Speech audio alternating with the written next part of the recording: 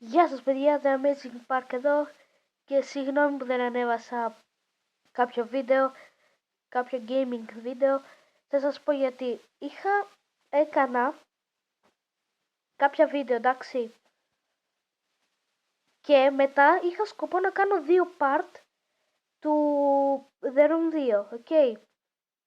Και είχα παίξει ένα πολύ ωραίο παιχνίδι και ήταν καινούργιο για μένα. Και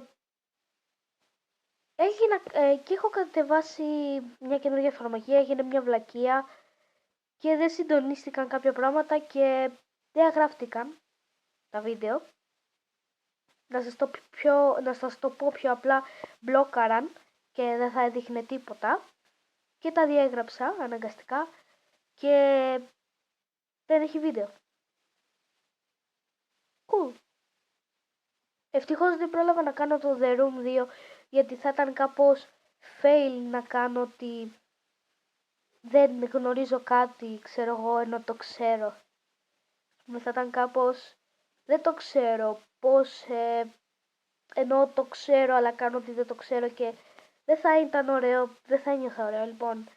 Και αυτός είναι ο λόγος που δεν έχω βίντεο. Και το χειρότερο είναι ότι αυτό το παιχνίδι είναι ένα απλό παιχνίδι που θα μπορούσα να το παίξω και να φαίνεται σαν μεγάλο παιχνίδι, όχι από αυτές τις βλακίες που παίζω ώρες και δεν μπορώ να το ξαναπαίξω γιατί θα ξέρω τα βήματα, τι πρέπει να κάνω και αυτό ήταν το βίντεο σήμερα. Το λόγο σας το είπα που δεν ανέβασα βίντεο. Sorry guys. Αύριο θα ανεβάσω 3 part του The Room 2 για αυτό το συγγνώμη.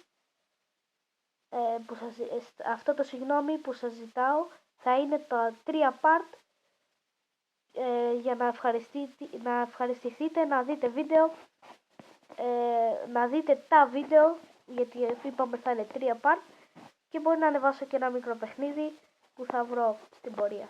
Λοιπόν, sorry guys, τα λέμε αύριο.